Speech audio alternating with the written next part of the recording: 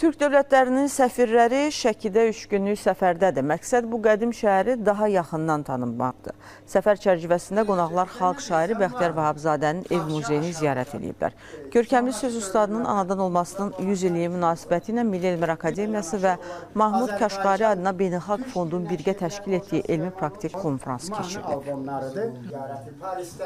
Moskvadan bizdən göndəriblər. Bəxtiyar müəllim yenidən yanaşı həmkiri Şəkiyə gəlib getmək təkcə hər bir Azərbaycanlının yox, ümumiyyətlə hər bir türkün arzusudur və çox böyük xoşbəxtlikdir ki, Şəkiyə tez-tez gəlib getmək üçün yüzlərlə, bəlkə minlərlə əsas var, səbəb var və Bəxtiyar Vahabzadənin məhz bu şəhərdə yaşaması, onun burada ev muzeyinin olması və xüsusilə bu il onun adı olmasının 100 illiyi münasibəti ilə Prezident İlham Əliyev tərəfindən sərəncam imzalanması və silsilə tədbirlərin keçirilməsi bu gəlişləri, qonaqların gəlişlərini daha da intensivləşdirib. Bəxtiyar Vahabzadə bütün Türk dünyasına bir bütöv kimi baxırdı.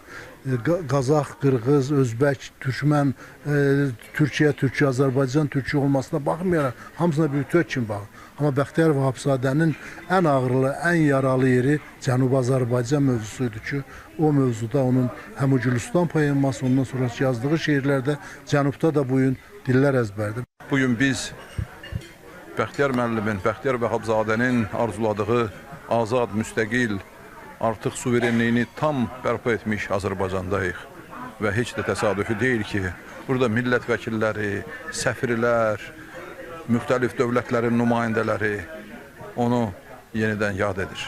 Ona görə ki, onun fikri, amalı, düşüncəsi azad Azərbaycan idi. Onun düşüncələri Azərbaycan Türkiyə ilə birliyidir. Onun düşüncələri Türk dünyasının yüksəlişidir.